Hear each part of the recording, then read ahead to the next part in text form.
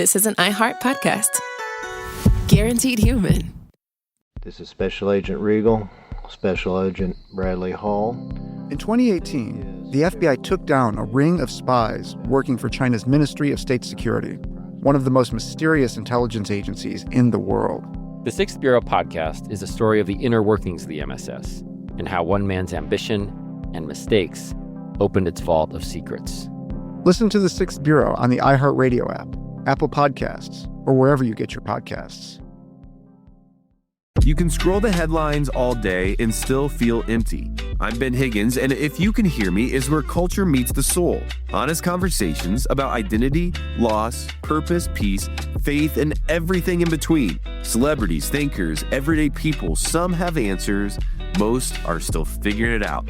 And if you've ever felt like there has to be more to the story, this show is for you. Listen to If You Can Hear Me on the iHeartRadio app, Apple Podcasts, or wherever you get your podcasts. I'm Amanda Knox, and in the new podcast, Doubt, The Case of Lucy Letby, we unpack the story of an unimaginable tragedy that gripped the UK in 2023. But what if we didn't get the whole story? Evidence has been made to fit. The moment you look at the whole picture, the case collapsed. What if the truth was disguised by a story we chose to believe? Oh my God, I think she might be innocent. Listen to Doubt, The Case of Lucy Letby on the iHeartRadio app, Apple Podcasts, or wherever you get your podcasts. When segregation was a law, one mysterious black club owner, Charlie Fitzgerald, had his own rules. Segregation in the day, integration at night. It was like stepping in another world. Was he a businessman, a criminal, a hero? Charlie was an example of power. They had to crush him. Charlie's Place, from Atlas Obscura and Visit Myrtle Beach.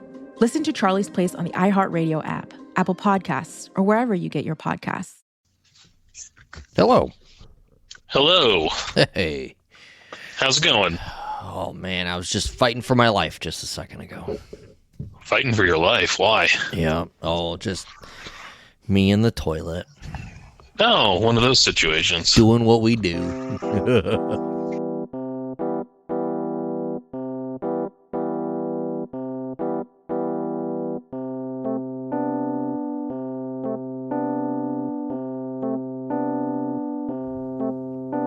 Welcome back. It's a brand new episode. This is Laugh With Me, a podcast with Jeremy Odem. I'm your host.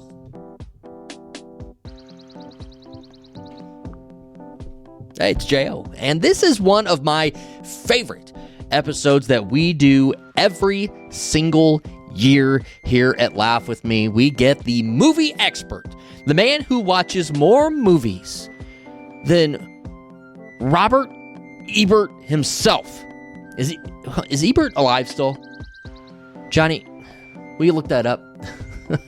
Because then we all do if he's dead. But this man watches more movies than anybody else that I know. In fact, he does watch every movie that is nominated for Best Picture at the Academy Awards. So who else would we talk to when we're looking at Best Picture of the Year and who is going to win at the Oscars?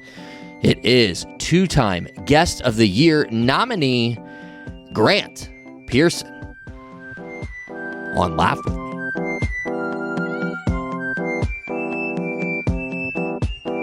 Me. You ready then? I am ready. Am I coming through good? Okay. Oh, yeah. No, you sound great. Good. Yeah. Better than Eric sounds most of the time, right? Yeah, Eric sounds like he's in the bottom of a lake most of the time. Which, depending on what he's saying, that's where I want to put him. So I don't know. We need to save this for the show. Oh, this is it. We're recording now. Oh, good. So what, dude? Suck it, Eric. Suck it, Eric. I think the last time you were on the show, it was our 100th episode. Yes. With Dez. Yes. And that was a super fun segment. Apparently, Dez stole the year, I think, kind of, with his 2 appearances. He had a good time. Good. Yeah, we're certainly gotta I know he's like a super busy guy now, but we got to get him. We got to get him back on at some point. You have no idea how busy he is anymore. Oh, I can tell. He's got the show choir, he's got jazz band, he's got regular band, he's got honor choir, and now he is starring as Professor Plum in Clue, which will open at the end of April, beginning of May at the Des Moines Young Artists Theater here in Des Moines. Everyone should come. Oh, that's legit. Wow, Professor Plume. Yes. Wow. So did he do it? I mean, can you give us a spoiler? Did he in Clue? It's he did it with the. Did he do it? I have not read the script yet. I can't give any spoilers out, but he was kind of bummed. He was hoping for the role of Dead Body. Dead Body would be a good one. Yeah, he was really hoping for that, but then they're like, "Well, we're going to give you a bigger part that people will remember," and it's like, "Okay, I guess so." How does a guy? I mean, he just move around too much. How does a guy fail at not getting Dead Body? Well, I think he's definitely got some energy going on. So he breathes and stuff. All those types of things. But yeah. I think they liked him for Dead Body, but they loved him for Professor Plum. His audition, though, I can tell you about his audition. He did one dramatic reading, which dramatic. Who cares about that stuff? And then, have you seen the Hot Rod movie? Andy Samberg. And let me just tell you, I watched it for the first time last year. Yeah, after he recommended it? Yes, I did. Did you enjoy it? Yes, I did. It was hilarious. Yeah. The too legit to quit scene? Yep. Yeah, that was his monologue. Oh, that's amazing. Okay. Yeah, he went up there and so yeah, that's what happened there. Nobody else is doing that stuff. Like, he's not rolling in there against his peers and they're doing that kind of monologue. Yeah, it's he definitely stole the show with that one. They immediately were like, "This is great." And here's the funny part: he had no idea that was referencing an MC Hammer song. Oh, that's even better. Yeah, like I had to play him the song just like a couple weeks ago. I'm like, "You do realize that this is referencing this?" And he's like, "What?" He just thought it was a scene from a movie. Yeah, he just thought it was funny. Oh, that's great. That just adds levels. Yeah, and now it's even funnier now that he knows that it's a song and that's what it's coming from. But yeah, he had no idea. That's awesome. Well, that's what Des. What have you been up to? I've been driving Des around to places. I've been working. I got a new job this year. Very nice. Congratulations. Thank you. I'm very excited about it. It seems to be going well so far. I bought a Super Nintendo because I got a new job, and I'm like, I'm going to splurge on something, and I decided the Super Nintendo was it. Okay, so what games did you get? Super Mario World, because it's the best game that's ever been made. That's true. Spider-Man and the X-Men Arcade's Revenge. Whoa, classic. SimCity. Perfect. And then Uni-Racers. I'm not familiar with that one, but is it so? It's like unicycle racers. Yeah, except there's no people. It's just the unicycles, and they go through crazy courses, and yeah. So those are what I got. That's legit. Excited to get through all of them. Yeah. Have you beaten Super Mario World before? Oh yeah, absolutely. Okay. Numerous times. All right. But I will go back and I will play that game over and over again. I love it. I think it is one of the best games that's ever been made. It introduced so many different things. It's fantastic. That's awesome. I saw Roller Coaster Tycoon at the store yesterday. It got my blood pumping. I'm like, I haven't played that. I couldn't even tell you the last time I thought about Roller Coaster Tycoon. Oh yeah, Des and I will do some Roller Coaster Tycoon stuff here and there. Oh, I love that. Well, and then, there's a lot of those types of video games out there. If you didn't know, there's a lot of theme park building games. There was a period where probably once a week for I don't know how many years, I would search up grocery store tycoon, supermarket tycoon to see if anybody had built an awesome game where you build a grocery store, because I'm a nerd. And They did not. There is a game, but it sucks. It's not quite what I was looking for. Like I'm looking for like Roller Coaster Tycoon. I'm building a grocery store, SimCity, something similar to that, and it's not. It's just child's play. So I did not get what I wanted. You should get with somebody and make it. Well, that's a great idea. Be the next video game developer out there because you don't have enough going on. Yeah, we're doing nothing around here. We do nothing around here. Well, sweet. Yeah, so good stuff. Obviously, it goes without saying, you've also been watching many, many movies. I have been. I definitely have watched a few movies here and there. Safe to say, all 10 pictures that are nominated for Best Picture in the 98th Annual Academy Awards you had seen? Yes, I have. And that's probably just a fraction of the films that you've seen in total of the year, I'm assuming. Yeah. Last year, I watched somewhere around like 220 movies. Wow, that's nearly a movie a day. Yeah, I was on top of things last year. Well, I guess there's days, because I know you do like the days where it's a movie marathon, and that's not just like the days where you do the bad movies. Like you do like a movie marathon, like with your family. Like I know you guys will knock some out. So it's not like you're watching a movie every day. Sometimes you'll knock out 3-4 in a day. Yes, yeah, that'll happen. Where there's days where there'll be definitely more than one that happen. Yeah. Okay. Well, if you, without talking about the films quite yet, would you say 2025 was a banner year for motion pictures? There were a lot of movies that I enjoyed. Like there's the 3.5 star rating on Letterboxd that I use a lot, and to me that is something that I would watch again. Is when it's at 3.5 stars, and I give a lot of things 3.5 stars, and I give more 4 stars than I think sometimes. But yeah, it's one of those things where I just I think that there was a lot of good rewatchable movies last year. Well, go ahead and plug your Letterboxd too while we're at it. Yeah, Letterboxd. You can find me by this vacuum. By this vacuum. That's where you'll get it, and you'll see all 240 some films from last year and years prior. Yeah, there was. Let's see, I'm at 2,437 films logged on Letterboxd. That's quite the collection, and that's the thing is now that you've built this kind of resume, people, if they really want to know like your thoughts of a movie or rating of a movie, like this makes sense because you've seen them all. Yeah, I really need to start writing like good reviews about them, because usually I just write a one-line joke about it, and that's about it. So I need to start actually reviewing them, and so that way if I go back and I'm like, why did I give this 3.5 stars, and I can actually remember. But instead I just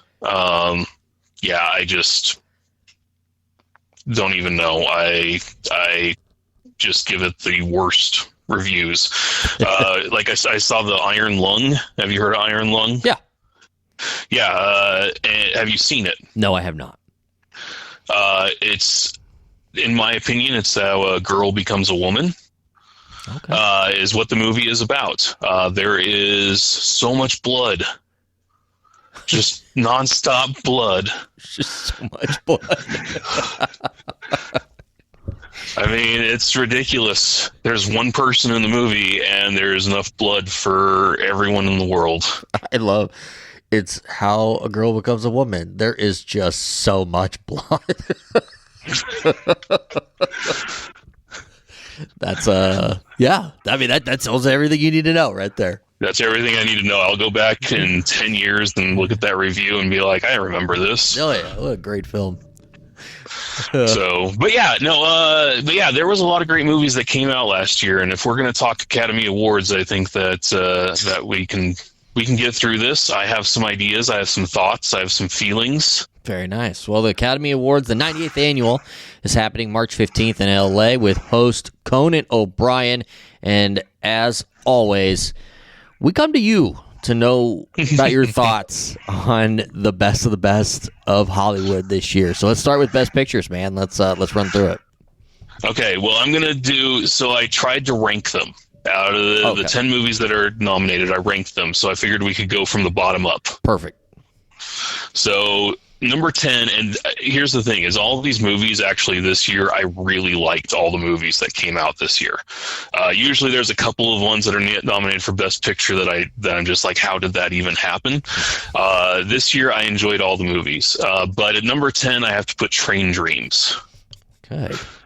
I don't know if anybody has actually watched it. It is available on Netflix. It has Joel Edgerton in it. He does fantastic.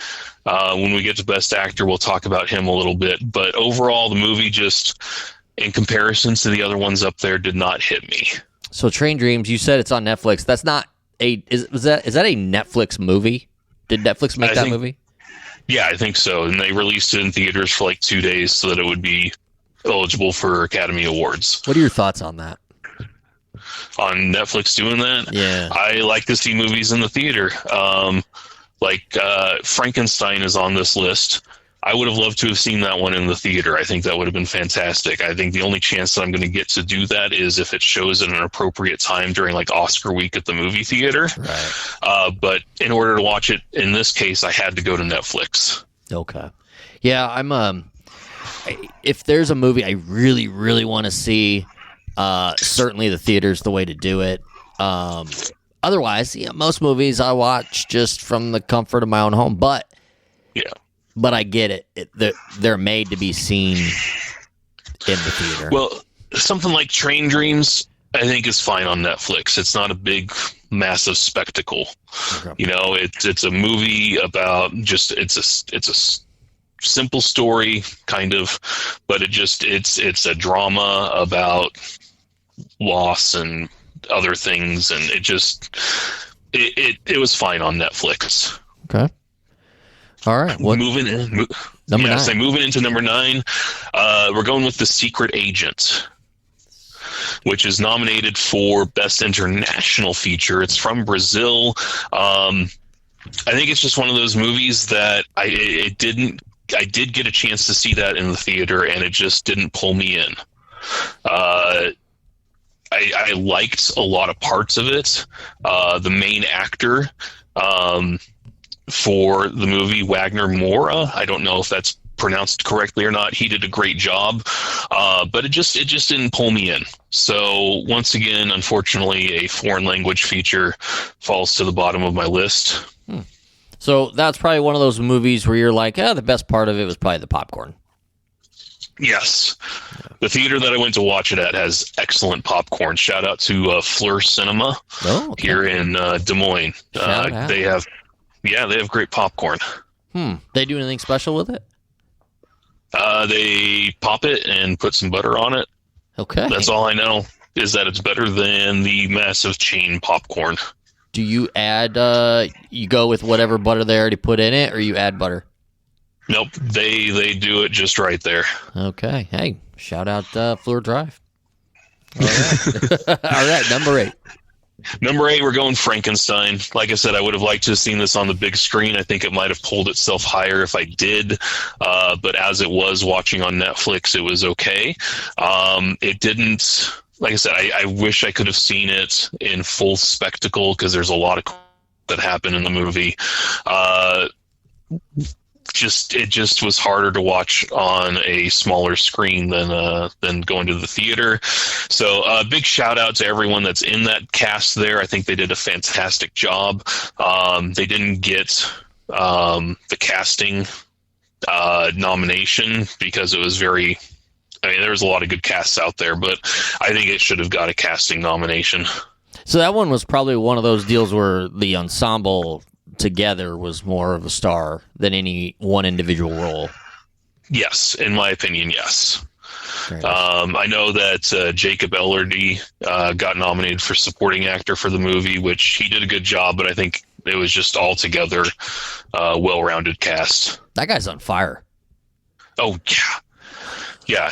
To be him these days would be. Yeah, he can't lose. Like he can't lose right now. And, that'll catch up to him. But right now, boy, he can't do any wrong. No, I'm waiting for something to happen where he ends up being, I don't know. I don't want to wish anything on him. I hope he continues to have a successful career. We'll just leave it at that. Let's leave it at that. Yeah, I love how you were trying to think of something terrible to happen to him, but then you're like, wait a minute. No, I don't want anything to happen to him. He already starred in a bunch of kissing booth movies, so that's going to be. I've never seen them, but I have no desire to. So I'll just say he's worked his way up. Yeah, good for him. Okay, good for him. Number 7. Number 7 goes to my biggest surprise on here is F1. F1 was the crowd pleaser. It's the Top Gun. It's that movie that really just. It was a good movie. I didn't think it'd be nominated for Best Picture, but it was. I'm kind of happy about that just because I like to see something big that people actually saw get nominated. I don't think it has a chance to win anything, but it is something that I've recommended to people and they have enjoyed. I definitely think that is the surprise of the nominations. So I saw F1 in theaters. Yeah. Incredible. That's the way to watch it. I think I told you to see it in theaters, didn't I? Yes, you did. And so we made my son, Braden, so we went and made a point to go see it in theaters. It was incredible. Just watched it again on streaming like last week. And I don't know, it's just, what a fun movie. Like, just a fun movie. Yeah. Exactly. It's not going to go down into history as one of the best movies that's ever been made, but it's one of those movies that you can pop in, you can put on, and it's enjoyable. It's not a bad movie by any means. So Braden declared Brad Pitt the greatest actor that's ever been. Brad Pitt is a fantastic actor. He doesn't get the accolades that he should. He stars in a lot of these types of movies where it's, the crowd pleaser type of movie, or sometimes he's in a darker movie that is hard to judge an acting role off of. He does a lot of different things, but I don't know if he's the greatest actor, but I think your son is onto something. Yeah, he's been really into a Brad Pitt kick right now. But here's going to be the surprising one. Here's Hattie's favorite actor of all time. This is who she thinks is the best in the business. It is Glenn Powell. Glenn Powell is one of those guys that I wish made better movies. He couldn't agree more. He's very likable. He does a good job when he's in there. I just watched How to Make a Killing that he's in, and I mean, it was okay. Would I watch it again? Maybe.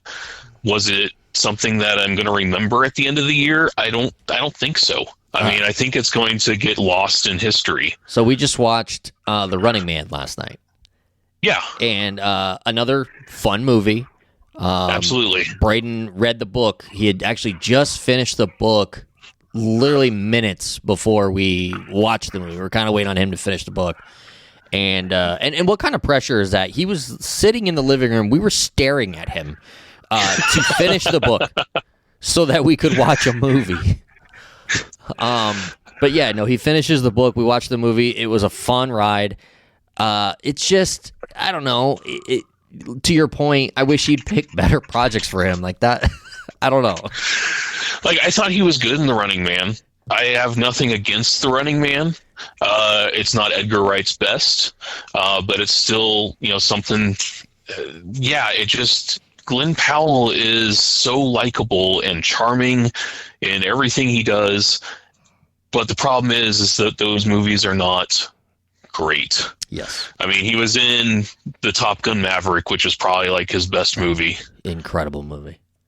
But then Twisters, it's Twisters was fine. It was fun. But yeah, I mean, it was fun, but it's not a great film by any means. And then he's just kind of struggled since then, in my opinion. Yeah, the guy, he fell into that spot where he could get any project he wanted, and it seemed like he was just taking every project coming his way. Yes. He's been in a ton of stuff recently. I mean, he just kind of continues making movies, which is great, but just some selectivity for him would be fantastic. That would be fantastic. All right, number 6. Number 6 goes to Sentimental Value. This is from Norway, and it is mostly in Norwegian, but they do speak in English here and there because they've got Elle Fanning in that, which I don't believe she speaks any Norwegian. But it's an acting movie is what it is. It's a drama. It's with these very strong performances from everybody involved. It's one of those movies that you watch for the acting. The story is fine. I have nothing wrong with the story. It just the acting in it was incredible, and I didn't really even care about the story sometimes because I was just watching these amazing performances. Now, Norway, shout out Norway. They just absolutely manhandled the world at the Winter Olympics. So that now they're parlaying that into a movie for Best Picture. So they're on a roll right now. They are. I mean, it's up for Best Picture. It's up for Best International Feature. So yeah, it'll be interesting to see if Norway can pull away with some things for the Oscars. And I think that they might have a couple coming their way. Now, to remind the audience, this isn't the list in which you're thinking they would place in the voting for this. This is you've watched the films and kind of how you've ranking them. Yes, this is how I'm ranking them. Okay, perfect. Number 5 then goes to Begonia. Begonia. I'm not even going to pretend like I can pronounce the director's name. Yorgos something. But he makes great movies. He makes great movies with Emma Stone in them. I thought that Jesse Plemons put on just one of the greatest performances of the year. Unfortunately, he did not get nominated for actor or supporting actor or anything. He just kind of got pushed to the side. But Jesse Plemons is, it's Landry. Yeah, Landry. And that's the thing. His performance in Friday Night Lights and how people still attach him to that and love him. No different than Eric Chandler, as coach Eric Taylor, or is that Kyle Chandler? Kyle Chandler, coach Chandler. Eric Taylor. Yeah. He, they'll forever be those characters, and we love them because they were so good.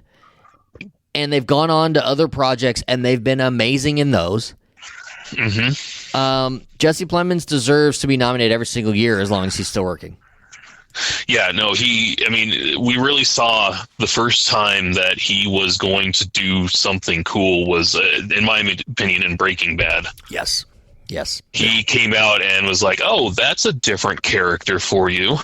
And he's been great since then. But Begonia, watch for his performance. Everything about the movie is good. When it comes to the top 5 movies that I ranked, I had a hard time determining them because I actually really, really like all 5 of the top 5. Now, I will say, though, it was a different role for Jesse Plemons in Breaking Bad, but he was no stranger to killing other people. He did that in Friday Night Lights. He took a life. There was no second season. What are you talking about? We're just forgetting that ever happened. The second season was an interesting season for Friday Night Lights. They got cut off for the writer's strike. And then they came back and it was like, everything's great. And it's like, okay, I'm fine with that. Yeah, I love it. It's like everything was resolved in the downtime. We didn't have to watch it.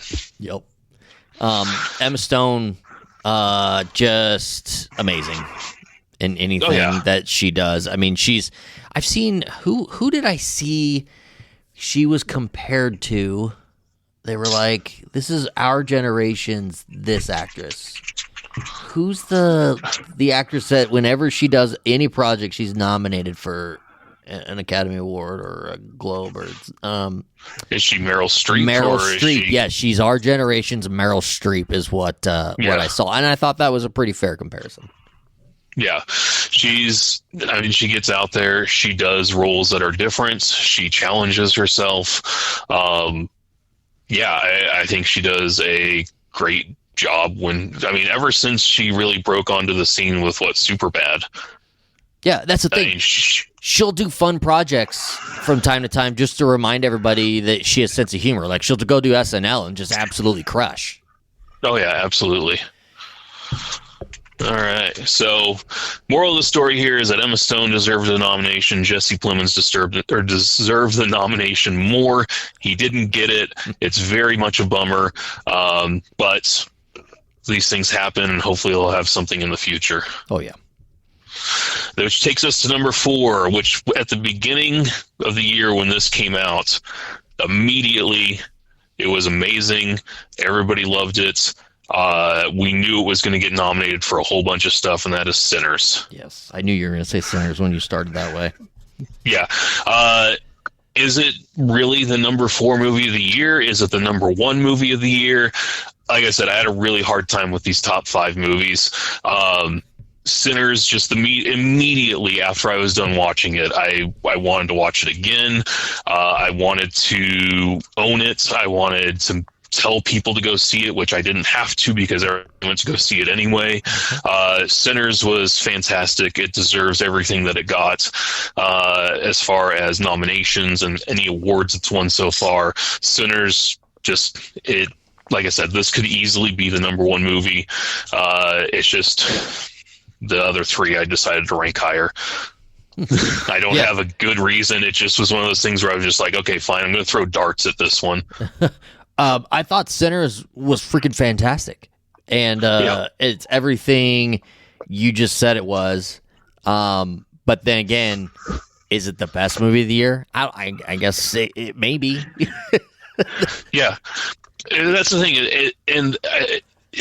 It's such a great movie, but there is that one scene with the music where they're going through history. Just that whole scene just was probably one of the best things that's ever been put to film.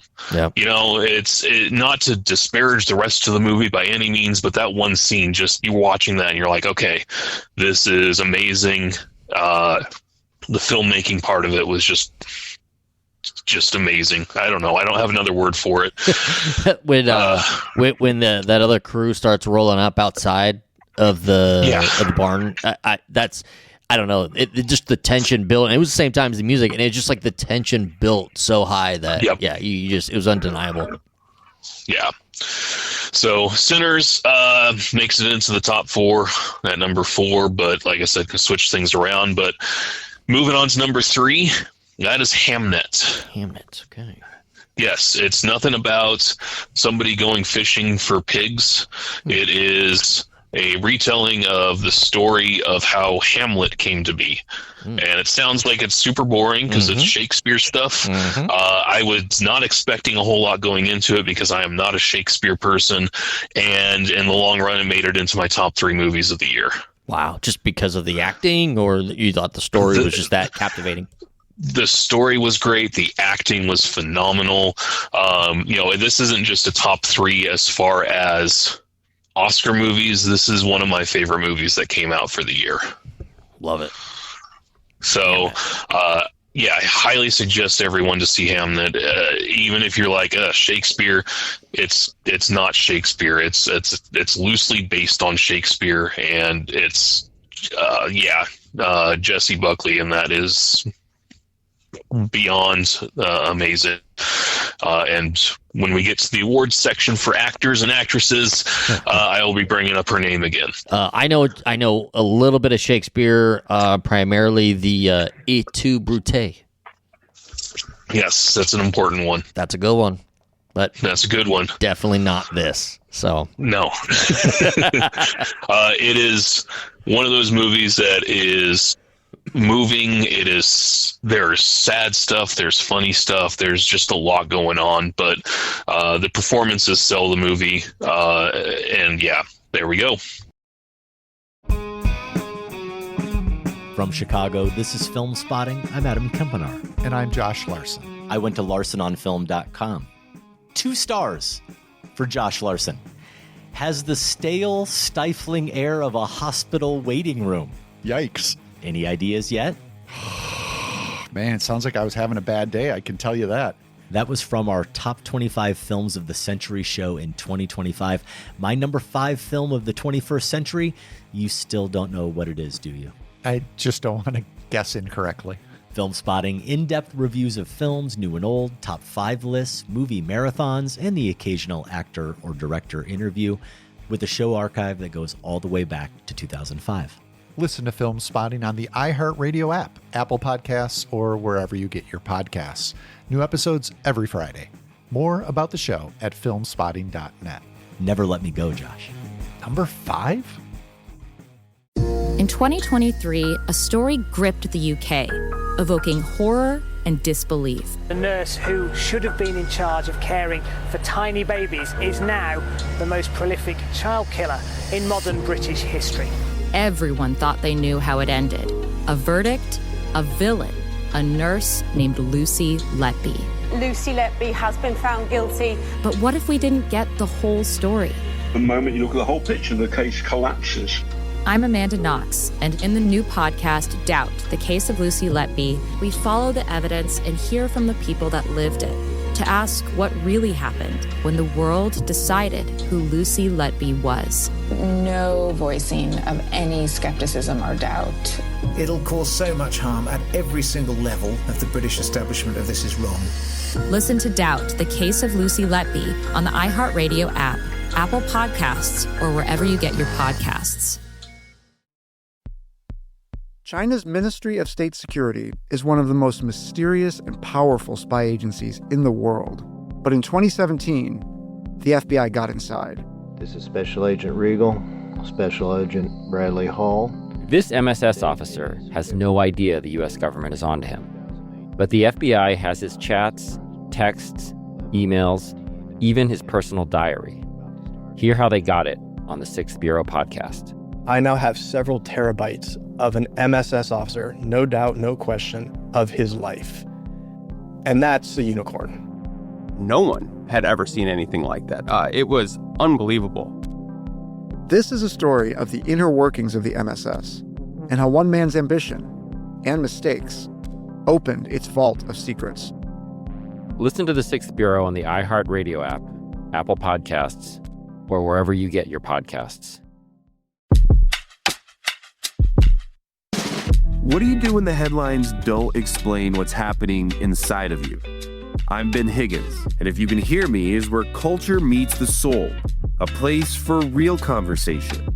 Each episode, I sit down with people from all walks of life, celebrities, thinkers, and everyday folks, and we go deeper than the polished story. We talk about what drives us, what shapes us, and what gives us hope. We get honest about the big stuff, identity when you don't recognize yourself anymore, loss that changes you, purpose when success isn't enough, peace when your mind won't slow down, faith when it's complicated. Some guests have answers. Most are still figuring it out. If you've ever felt like there has to be more to the story, this show is for you. Listen to If You Can Hear Me on the iHeartRadio app, Apple Podcasts, or wherever you get your podcasts.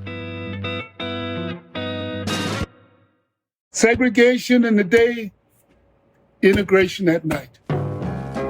When segregation was the law, one mysterious black club owner had his own rules. We didn't worry about what went on outside. It was like stepping in another world. Inside Charlie's place, black and white people danced together. But not everyone was happy about it. You saw the KKK? Yeah, they was dressed up in their uniform. The KKK set out to raid Charlie, take him away from here. Charlie was an example of power. They had to crush him. From Atlas Obscura, Rococo Punch, and Visit Myrtle Beach comes Charlie's Place, a story that was nearly lost to time. Until now. Listen to Charlie's Place on the iHeartRadio app, Apple Podcasts, or wherever you get your podcasts. All right, number 2, we're getting down the end here. Number 2, this is a controversial pick to some degree, but for me it was Marty Supreme. Okay. Why would you say that's controversial? There are people that absolutely do not like the movie out there. There are movie fans who just think that it was kind of boring and Timothy Chalamet playing Timothy Chalamet. I think that it was... I think that everything about it was great. Even Kevin O'Leary from Shark Tank was good in it. It was a bizarre thing to see him on the screen acting, but, you know, it worked. He was kind of a giant asshole, but, you know, that's what we're used to from him. So now people say he did a great job of playing himself. Yeah. Josh Safdie, the director... He's a different cat with how he casts. So that kind of makes sense with what you're saying. Yeah, no, he definitely does some interesting things with his casting. I mean, he did Uncut Gems when he cast Adam Sandler. That was perfect. Adam Sandler once again got robbed of an Academy Award nomination. I don't know if he would have won it. But he should have been nominated. That was such a fantastic movie. One of the most stressful experiences of my life. He's doing incredible roles that are different for him, and he's knocking them out of the park. Yes. And he's doing the work to try to build good graces with the Academy. I feel like he's still getting held down because he'll put out Happy Gilmore 2. Yes, but he was in Jay Kelly. I don't know if you saw Jay Kelly this year. I did. It's with George Clooney. Yes, very good movie. Very good movie, and Adam Sandler does a great job in it. I don't know if he necessarily needed to be nominated for an Academy Award for this one, but it was good he got some looks at him from other people, other awards shows. Well, I mean, he's racking up trophies. He's just not getting the big dog. Yes. Which then takes us kind of coincidentally into the number 1 movie for me, which was One Battle After Another. Incredible movie, and Paul Thomas Anderson, who has worked with Adam Sandler in the past, has never won an Academy Award. That's wild. This is probably his year. Yes. This is the movie of his career. As far as I'm concerned, this is, I don't necessarily know if it is his best movie, but it's the one that really got out to the most amount of people. It had the box office behind it. And I think this will be his kind of like, hey, you've done a lot of good stuff, we're going to award you for this movie sort of thing going on. I think that is the one that is going to win Best Picture at the Academy Awards. I'd agree with that, and it was the one I enjoyed the most, particularly of the movies listed here. But do you agree with the sentiment that, because you're talking about he's going to win Best Director for maybe like a Best Career Award type deal? Yes. Do you agree with that? Because that does happen. I mean, do you think that that's fair? It happened with Scorsese. It's one of those things where, if we want to talk about director, do you want to move on? We can talk about director. Yeah. We're done with Best Picture. We can move on, director. Yeah, so director, I believe Paul Thomas Anderson will win for One Battle After Another. But honestly, any of them that were nominated would easily be a winner. Ryan Coogler for Sinners did an amazing job. Chloe Zhao for Hamlet. Josh Safdie for Marty Supreme. Joaquin Trier, I don't know if I'm pronouncing that right, for Sentimental Value. All of them did a fantastic job, and if any one of them won, I would not be sad. But I think that this is Paul Thomas Anderson. As far as it being a career one, yeah, I think that there is some of that going on. I mean, he's been doing this for 30 years now and hasn't won. He's made Punch Drunk Love, Magnolia, Boogie Nights, There Will Be Blood. Did I say that? He's just made such amazing movies. And he hasn't been able to pull in the top awards yet, and I think this is his year to do that. I think there's a little bit of, hey, you should have won for something so far, but I think that he also deserves it for One Battle After Another. So Paul Thomas Anderson, he has a particular style about him. I mean, every single movie you just listed, you watch that, and you go, okay, it's a Paul Thomas Anderson movie. Ryan Coogler, I don't know if he has like a specific style, but I will say, watching Sinners, there were moments of that movie where just the way it was constructed had my heart pumping. And, good movie, but it had those moments. Now, One Battle After Another, great story beginning to end, twists and turns, incredible acting, just awesome. To me, it was like, okay, I'm watching a Paul Thomas Anderson movie. And that's not a bad thing. Yes. It's just, that's what it was, right? Man, it just sucks that, like, sure, he should have won for Boogie Nights. You know what I mean? Like, there's better movies he's put out there. And then Ryan Coogler, who just crushes it with Sinners, is probably going to lose. Yeah. So he crushed it on Sinners. I mean, his career so far, he hasn't had a super long career with a lot of movies going on, but he did Creed, he did the 2 Black Panthers, Fruitville Station to start off his career as a director there. I mean, and then he's done other things here and there, but with those, I mean, you look at what he has done with his movies. He's made movies that are successful, that people want to watch, and have just great stories behind them. I know that, I think is he working on the new X-Files, I think? Yeah, I think he is. Yeah, so, I mean, he's got ideas of what he wants to do.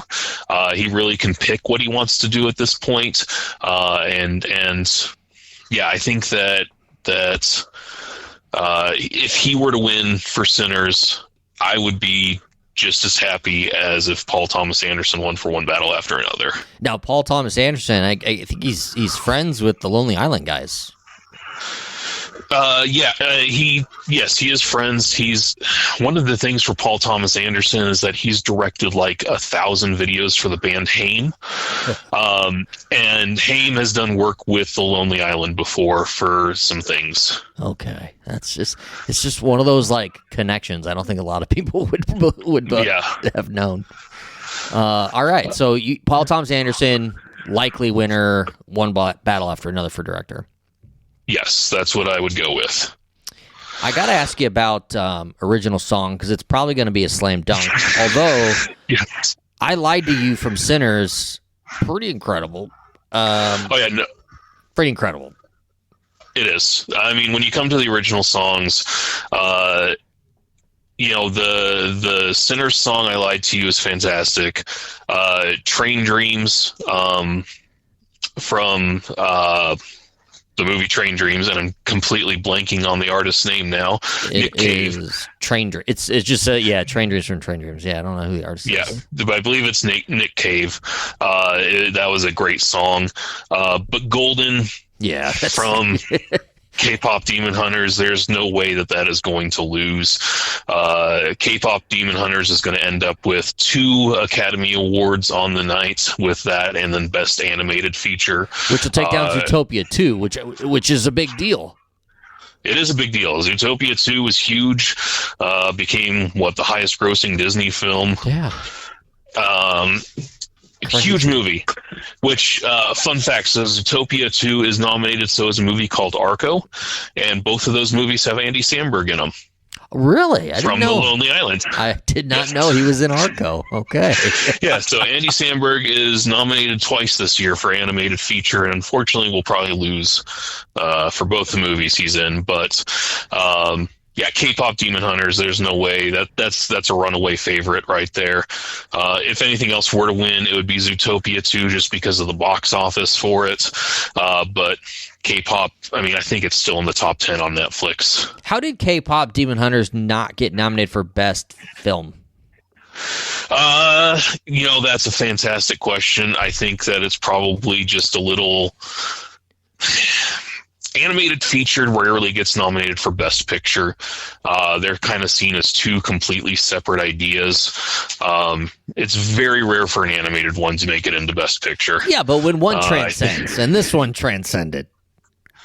Yeah, I mean, I think, Beauty and the Beast made it in there back in the day. Maybe. Other than that... Did Toy Story?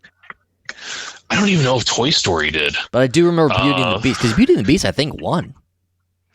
It didn't win Best Picture, I don't think. Okay. Well, it was for sure nominated.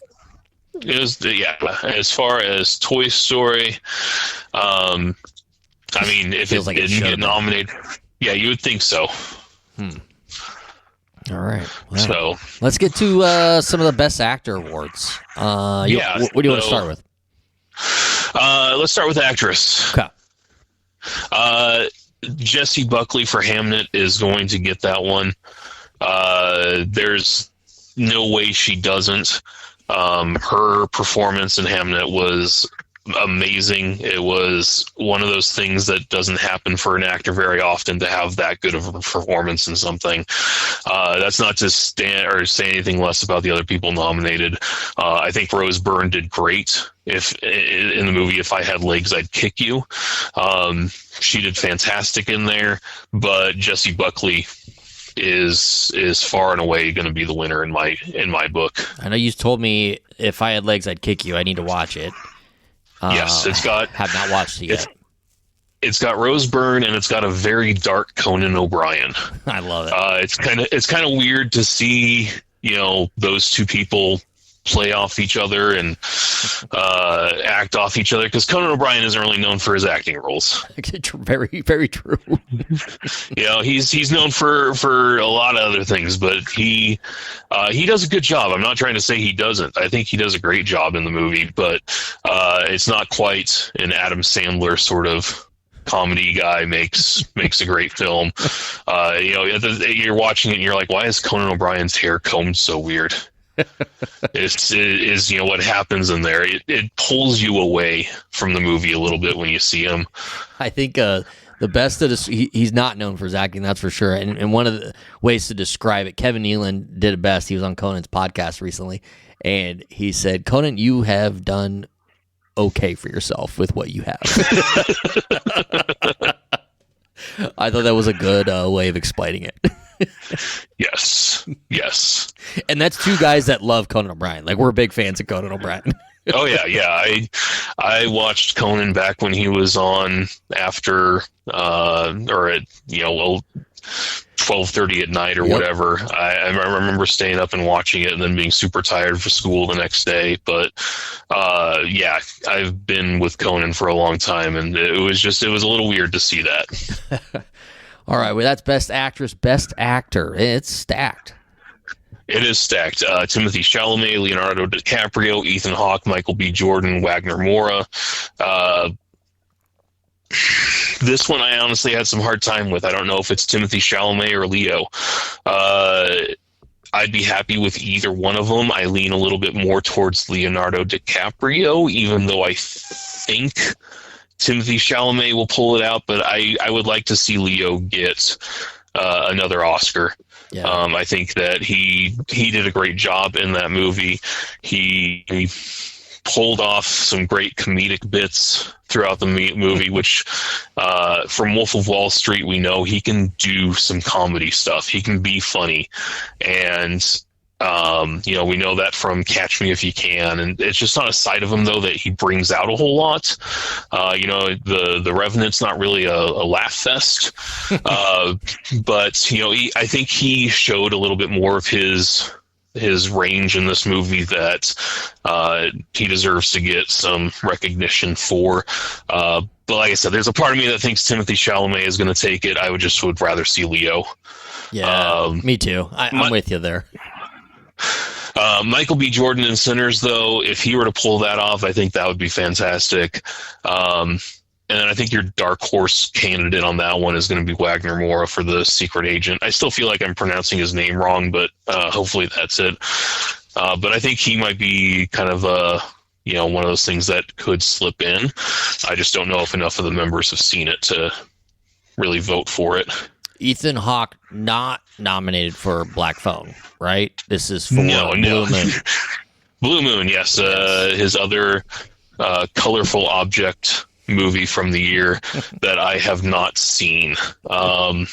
I can't really rate that one. I don't know where I can watch it right now.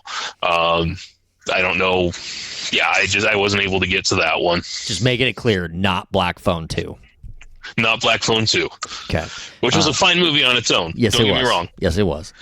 But Leonardo not that DiCaprio, one. incredible, one battle after another. And then to your point about the comedy, I think he's a classically trained actor that doesn't necessarily view comedy the same.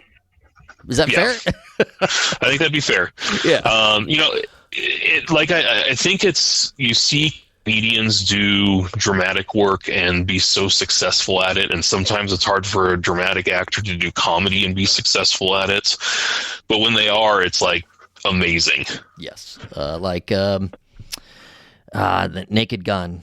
Oh yes, Liam Neeson, yes.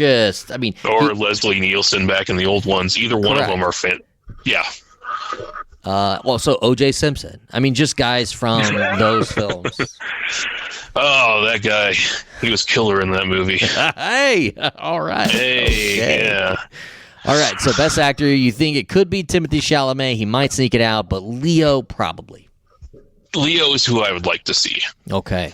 Sounds good. All right, best supporting actress. Let's hit that one. Supporting actress. This one I have a lot of trouble with. I think Tiana Taylor from One Battle After Another is the favorite. I would love more than anything to see Amy Madigan win for Weapons. Yes. I think it would be because just horror doesn't get the respect it deserves, and she did an amazing job in there. And if she wins, I think it would be one of those things where they're like, yeah, well, we fucked up with Toni Collette and Hereditary, so we're going to give this one to Amy Madigan. And that's fair. That's fair. Amy Madigan was lights out and just downright scary in Weapons. Yeah, she did fantastic, and so I would love to see her win. I just think Tiana's going to edge it out because One Battle After Another is going to be the big winner for the night. So I think that's going to be where her play comes in, is just being a part of this fantastic movie. Not that she did bad by any means. I just think that Amy Madigan had more to do with Weapons' success and everything that it did more than Tiana Taylor did for One Battle After Another. Very fair. Best supporting actor. To your point about One Battle After Another, 2 nominations in this category. Do you think that works against them? I think it does. I think that it's hard to pick which one of the 2 of them did better. For a lot of people, I think Sean Penn would be my pick out of the 2 of them. But with that being said, I think that Stellan Skarsgård for sentimental value is going to pull this one off. Okay. Wow. I was thinking maybe Sean Penn or Jacob Elordi from Frankenstein, but yeah, I could see that. Yeah, I think in a movie filled with just amazing performances, he tied the whole thing together and deserves the recognition for it. So that would be where I put everything, is on Stellan Skarsgård. If it doesn't go to him, I would think Sean Penn might be the second one, but I think that this is sentimental values win for the night. Very nice. All right. Well, we did director, we did original song, we did animated film. Is there any other category that you're looking at and you're going, here's something I'm passionate about, and these films are going to win? I think that I think Sinners is going to take home original screenplay. I think that's going to be one of its awards for the night. I think it's going to take up a bunch of the different technical awards. Adapted screenplay, I think, goes to One Battle After Another. But yeah, I think that Sinners ends up with a lot of technical awards, and original screenplay will be its kind of big one for the night. Despite being nominated more than any other movie in history, I don't think it takes home the big ones, just the screenplay. Now, you are famously on the record as being completely against Suicide Squad being nominated and winning an Academy Award. Yes. Is there a movie this year that you're looking at and you go, they kind of fall in that category? Like, I don't know, like maybe The Smashing Machine or Jurassic World Rebirth? Like, are you seeing anything? Because these movies are nominated. Jurassic World Rebirth, I think it got, one thing for visual effects? Correct, visual effects. Yeah, here's the thing. I'm a Jurassic Park fan. I've seen all the movies. I own all the movies. I've seen them multiple times. Rebirth was better than the last two, but it was not a great movie. And to be nominated for an Academy Award seems a little bit far-fetched for it. That's one of those movies where it'd be like Academy Award winner Jurassic World Rebirth would be a very interesting string of things to hear someone say. There was a time where I felt the same way about saying Academy Award nominee Jonah Hill, and I'm 100% on the other side of it now. I think he's an incredible actor. In 2023, a story gripped the UK, evoking horror and disbelief. The nurse who should have been in charge of caring for tiny babies is now the most prolific child killer in modern British history. Everyone thought they knew how it ended. A verdict, a villain, a nurse named Lucy Letby. Lucy Letby has been found guilty. But what if we didn't get the whole story? The moment you look at the whole picture, the case collapses. I'm Amanda Knox, and in the new podcast, Doubt, the Case of Lucy Letby, we follow the evidence and hear from the people that lived it to ask what really happened when the world decided who Lucy Letby was. No voicing of any skepticism or doubt. It'll cause so much harm at every single level of the British establishment of this is wrong. Listen to Doubt, the Case of Lucy Letby on the iHeartRadio app, Apple Podcasts, or wherever you get your podcasts. China's Ministry of State Security is one of the most mysterious and powerful spy agencies in the world.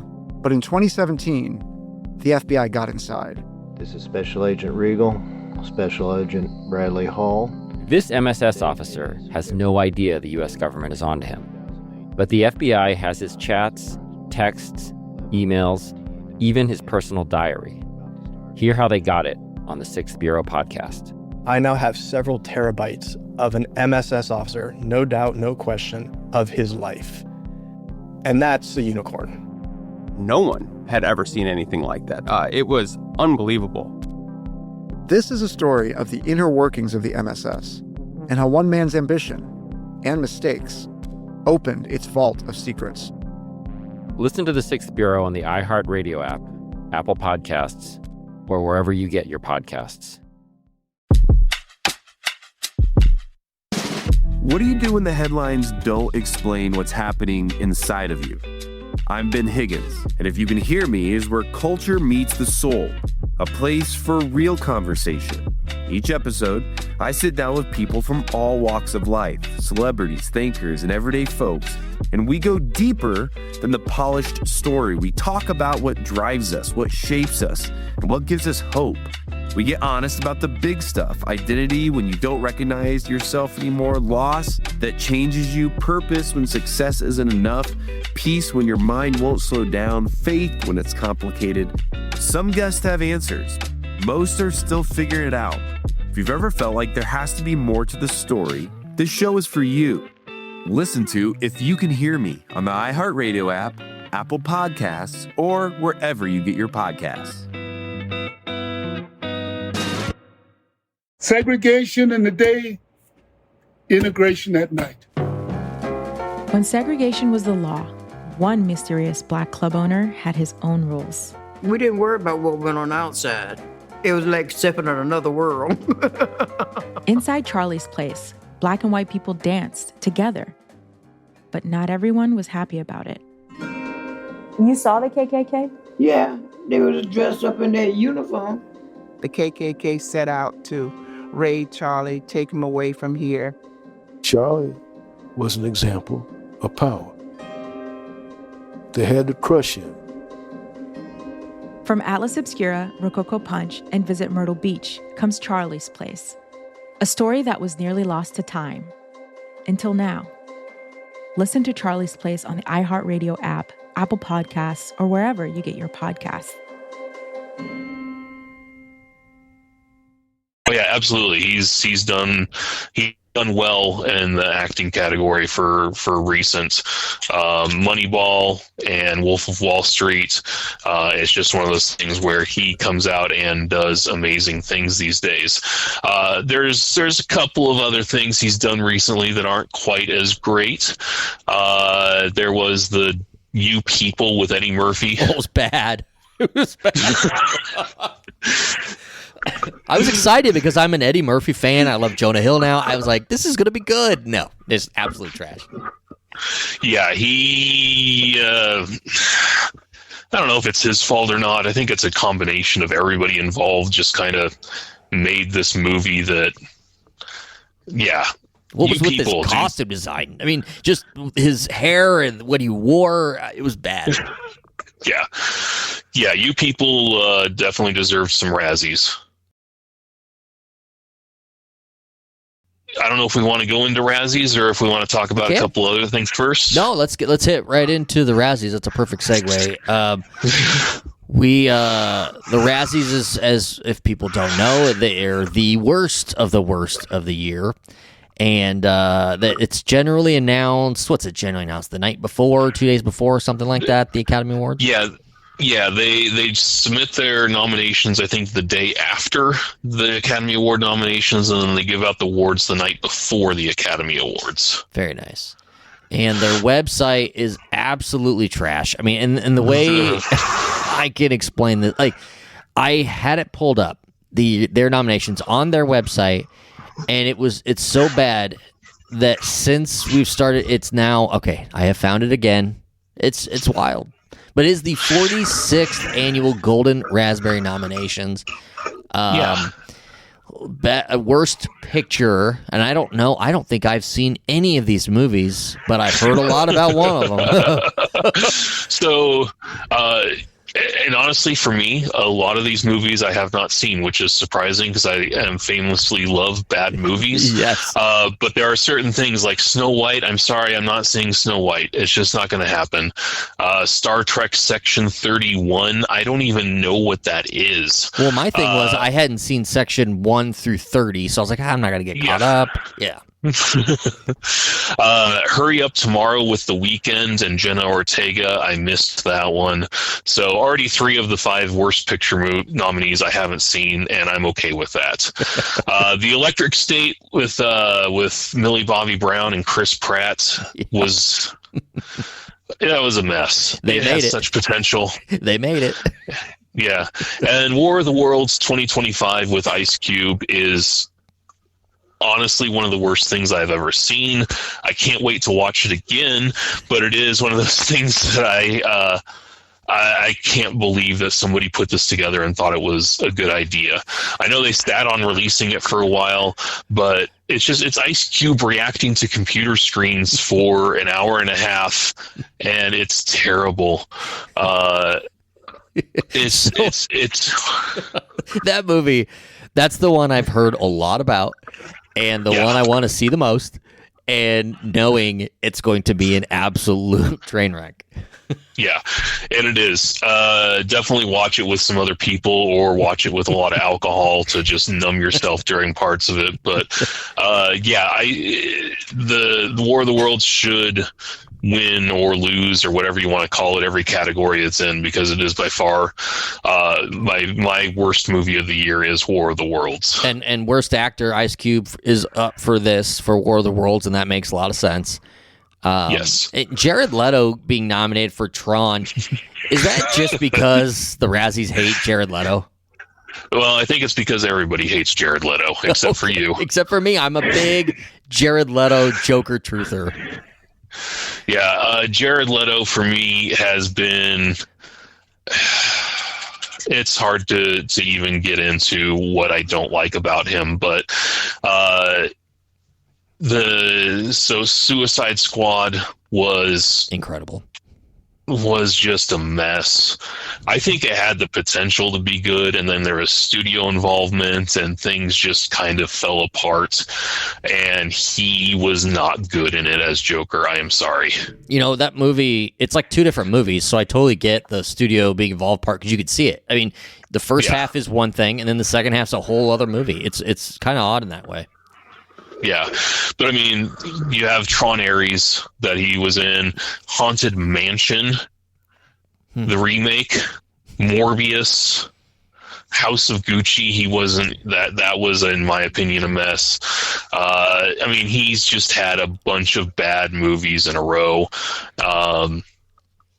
Yeah, I can't do it with Jared Leto, and I think it's his ego that he has. He has a little bit of an ego issue, and I can't do it with Jared Leto. So Braden asked me, like, why does everybody hate Jared Leto? And I'm like, well, I think he's just different. He's just a different type of actor. Yeah.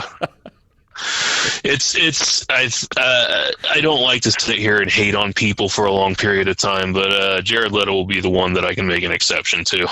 Very nice. I do have a problem with Dave Bautista being nominated because, and again, I didn't watch that movie in the Lost Lands, but he has turned into an okay actor.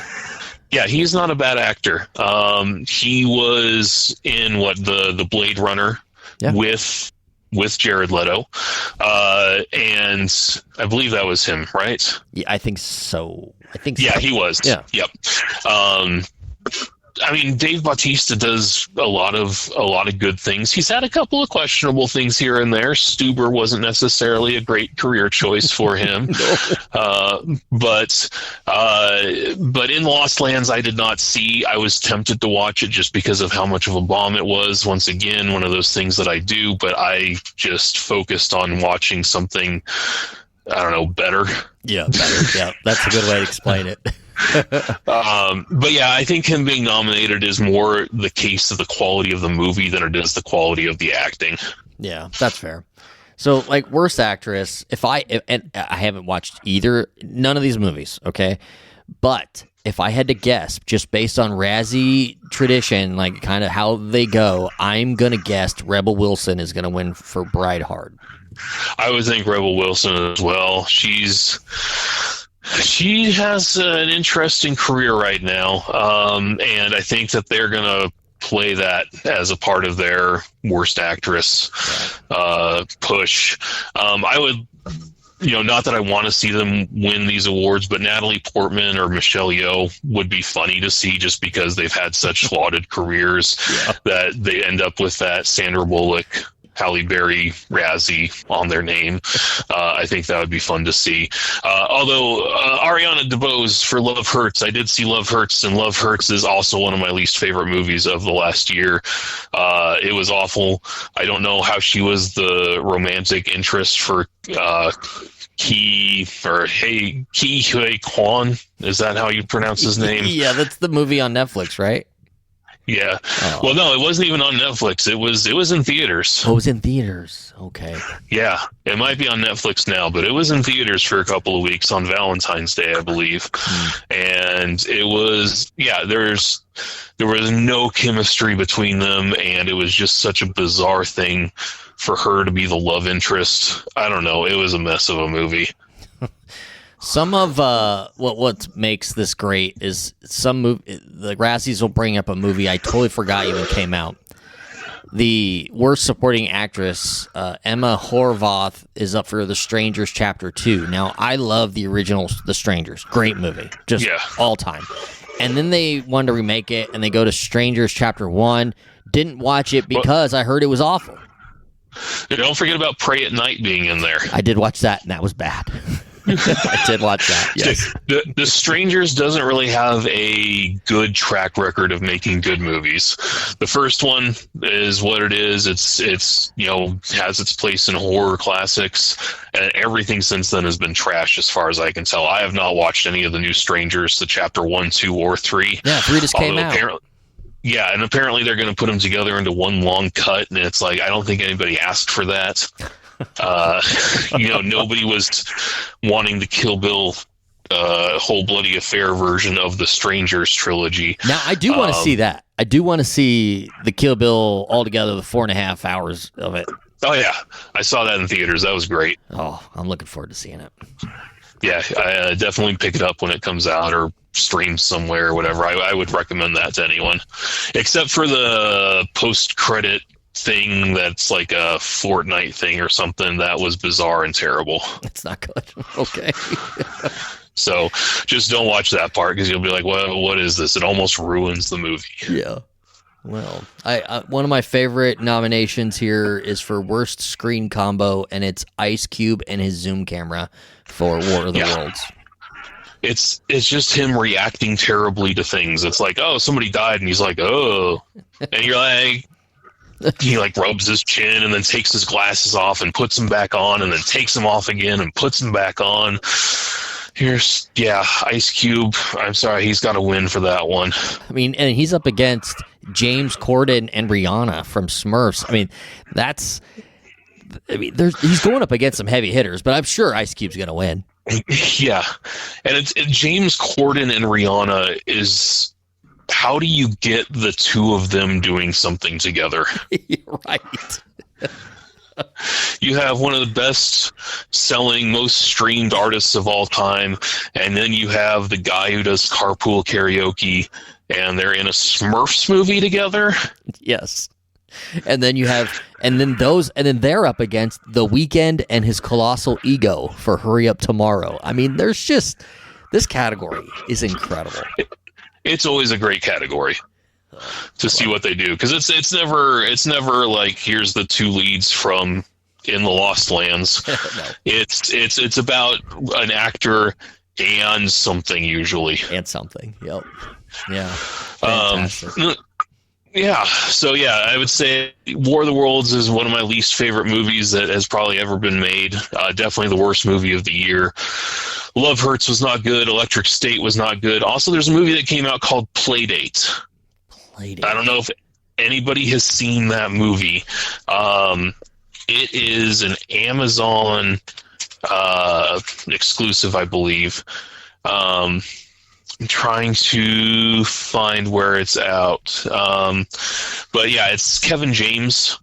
And then Alan Ritchson. Alan Ritchson plays Jack Reacher on the Reacher show. Wild. And it has to do with these kids that are cloned at some point, and I don't know. It's this action movie sort of thing where Kevin James is there to be the comedy side, but he's not funny. And Alan Ritchson is crazy, and he's supposed to be funny, but he's not funny. And then there's things blowing up, and they beat up these kids, and a lot of people die. And you're just like, oh, this is kind of dark, but they're trying to play it off as funny. Which and it sometimes doesn't works. work. Sometimes that works. Yeah. But It does not work in this case. I do not recommend anybody watch this film, even for just shits and giggles. Do not make Playdate the destination for you. Go watch War of the Worlds instead. Yeah, that makes sense. And I am looking forward to seeing that one. Yeah. All right. Well, you got anything else with the Razzies?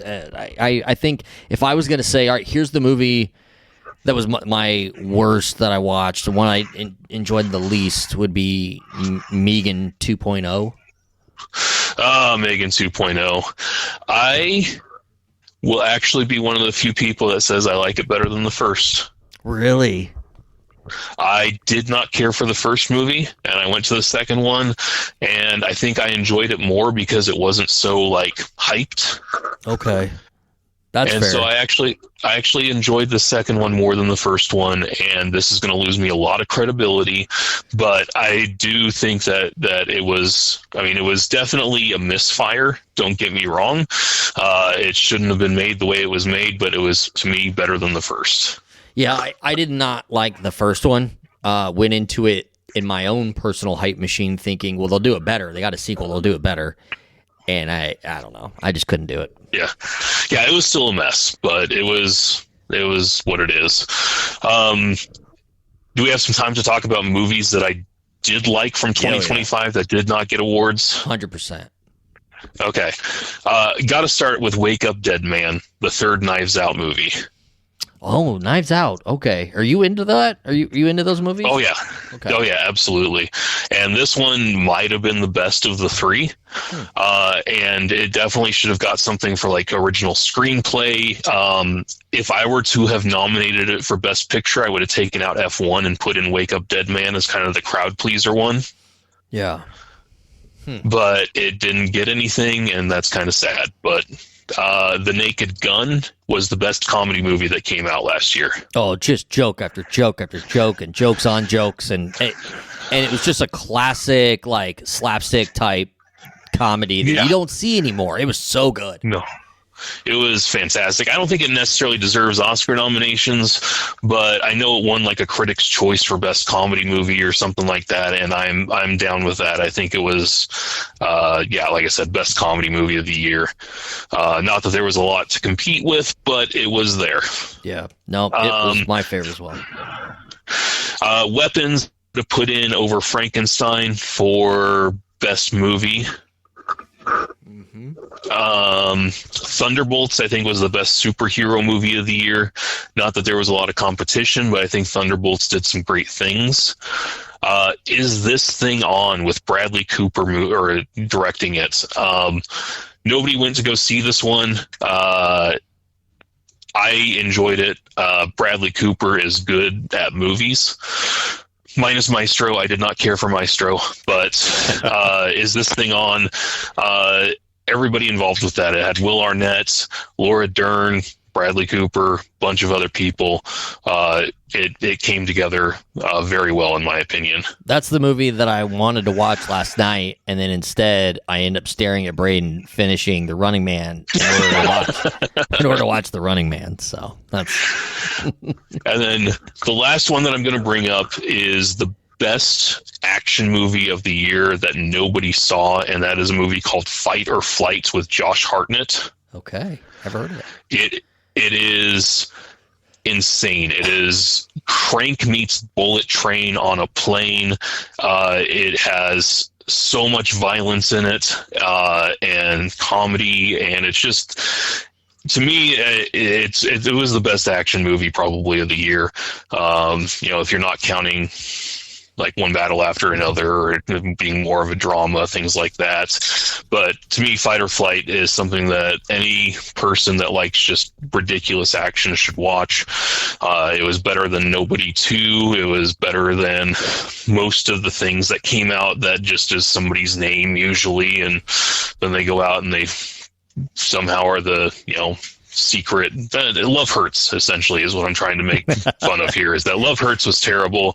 It's not that kind of movie. It's actually enjoyable. So, definitely find that. I don't know if it's streaming anywhere, but that'd be my recommendation. Now, Fight or Flight sounds like it's right up my alley. So I really do want to watch that now. Nobody 2. I enjoyed Nobody 2. I didn't have any problem with Nobody 2, but Fight or Flight was definitely better. I'm with you on Naked Gun. I'm 100% with you on Weapons. I thought Weapons should have been nominated, and it was not. But a movie you did not mention that was, it so much has a place in my heart that the movie poster is hanging on my wall right now. The movie Friendship. Paul Rudd, Friendship. Tim Robinson. I did forget about Friendship. Friendship was great. What a fun movie that was. Yeah, I know that. So that's an A24 movie, right? Yes. And A24 had kind of an interesting year at the box office. They had Death of a Unicorn come out, which underperformed. I loved it, but it definitely had its detractors. I don't know if you saw that one. It's on my list of movies I want to see. Paul Rudd, right? Paul Rudd, Jenna Ortega. Yep. It's that one. I'm trying. I was like, I really want to see that movie, but it's not like urgent. It didn't do well at the box office. It's readily available on HBO Max. I'm like, well, I'll just I'll hit it up when I hit it up. It's got Will Poulter in it. Now, Will Poulter has I don't know what he's got, but his comic timing in that movie is spot on. He is hilarious. He knew the assignment from the beginning and got it. He was also in Warfare, which was an A24 movie that came out last year, and he was fantastic in that as well. Will Poulter is one of those guys that really is putting together a nice resume and should have a good, successful career as long as he makes some movies that people see. He's kind of in a Glenn Powell phase right now, where he's making movies that people aren't watching, but I think his movies are better than Glenn Powell's movies. Well, don't forget. I mean, Hattie said that he's the greatest actor of our time right now, Glenn Powell. So he's up there. Yeah, he's up there. I would not disagree that Glenn Powell has got some ability and some charm, but I'd put Will Poulter above him. There you go. So sorry, Hattie. A24, though, like you were saying, interesting year. They did have, Smashing Machine didn't perform as well as they'd hoped, but it did do some things as far as like storytelling that people liked, and The Rock, you showcase what he could do. That's a little different than just straight up action. I don't know. I thought that was a movie that maybe it will be underrated a little bit. I didn't get a chance to see Smashing Machine. I have it on my list. There was a Taylor Swift movie that came out the album release that came out the same weekend. So can you blame me? Well, yeah, you spent your time diving into the lyrics, looking for Easter eggs, I'm sure. Yes. No, but they had, Death of a Unicorn and Warfare. They had The Legend of Ochi, which was kind of their family-friendly movie that bombed. Friendship did well. Yeah, very well. I think Friendship was good. Bring Her Back was amazing. Well, I forgot about that one. What a crazy movie. Yeah. But then they had like Eddington, which didn't do very well. Smashing Machine didn't do what it was supposed to. But then, of course, you end the year with Marty Supreme, which became their highest grossing movie. So they made up for it at the end, but for me, A24 kind of had a difficult year. Even with Marty Supreme, the powerhouse that is, because that movie, yes, they're going to be getting hype from that movie all the way through probably April because of the Academy Awards. Yeah, it'll because right now it's sitting. I'm looking up the box office. It's sitting at $94 million. So it'd be really nice to see that hit $100 million, just so that A24 finally has one. Yeah, I think that'll be the one. Yeah. That's awesome. So, that's where I'm at. Well, favorite movie of the year. All right, what would you say? Would you say One Battle After Another is your favorite movie of the year, or just of the nominees, or is there another movie that's probably your favorite of 2025? That is such a hard question, because I did put One Battle After Another at number 1 on my rankings. I don't know if I've watched The Naked Gun more than I have One Battle After Another. So, I don't know if that means anything. Could be Naked Gun then. Is This Thing On? Honestly, I loved. I thought that it was a fantastic film. Not getting nominated for me was kind of a slam to it, because I think it deserved it. But Is This Thing On would definitely make it into my top movies of the year. Yeah, now you're making me really need to go watch that movie right away. Yeah, it's about stand-up comedy, but it's not. It's about relationships and stand-up comedy and all kinds of things. But Will Arnett is terrific in it. Laura Dern, she usually is terrific in anything she does, and she was there. Bradley Cooper was a supporting character and was great in it as well. Did you know he was in a movie once with Lady Gaga? Yeah, I've heard about that. Yeah, big time movie. Big time movie. I love that film. Yeah, no, it's good. Bradley Cooper, by the way, I had to look this up because I wanted to make sure I was right. In Is This Thing On, his character's name is Balls. Balls. That's perfect. Okay.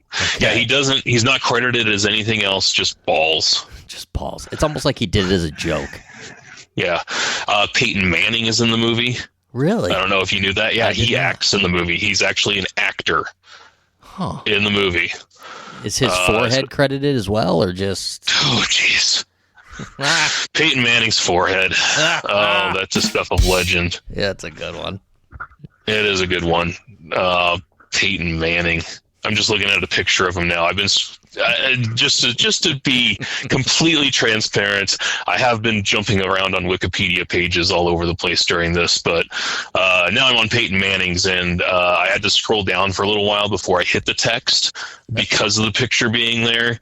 You know, you have to just scroll and scroll and scroll and scroll and scroll and scroll and scroll and scroll. Is it funny yet? And scroll and scroll until you get past the picture of his forehead. It's a big forehead. And another note, you need to get yourself a producer to type all this stuff up. That's why I got Johnny. I got Johnny here just taking care of all this for me. Oh, no. I have papers laid out in front of me as well. Don't worry. I prepared for this one.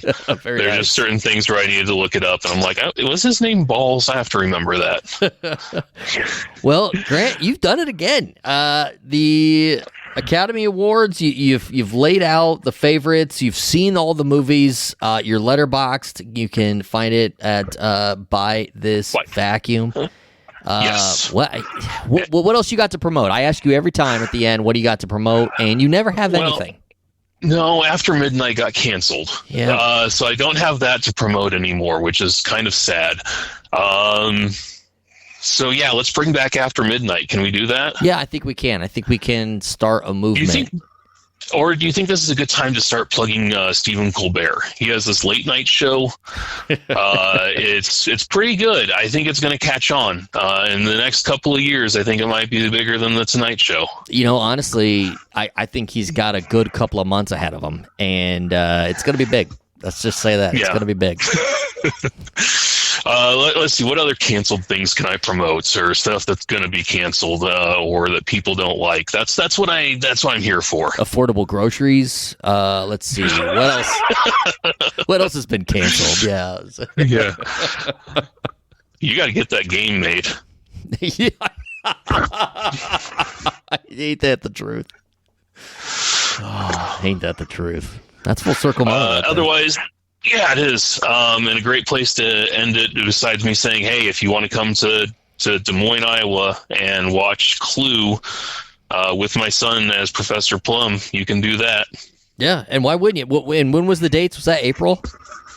End of April, beginning of May. End of April, beginning of May, and you can search that up on... I know, I follow him on Facebook, so I see all the dates and everything on Facebook. But it's the Des Moines Young Artists Theater. Very nice. All right. Well, Grant, so I'll plug them. You did it again. Thank you, sir. You are the movie expert officially of Laugh With Me. I got a feeling. I mean, we have plans, so I have a feeling we're going to hear from you very soon again on Laugh With Me. Yep. I've got to put some stuff together. I think that we've got some things. Very nice.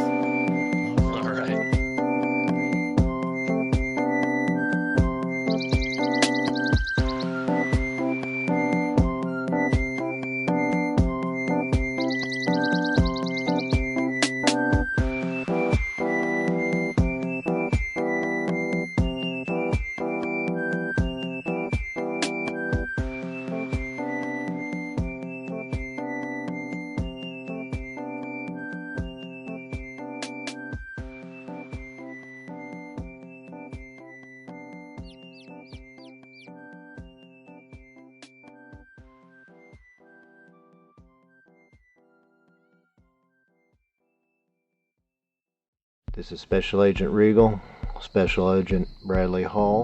In 2018, the FBI took down a ring of spies working for China's Ministry of State Security, one of the most mysterious intelligence agencies in the world.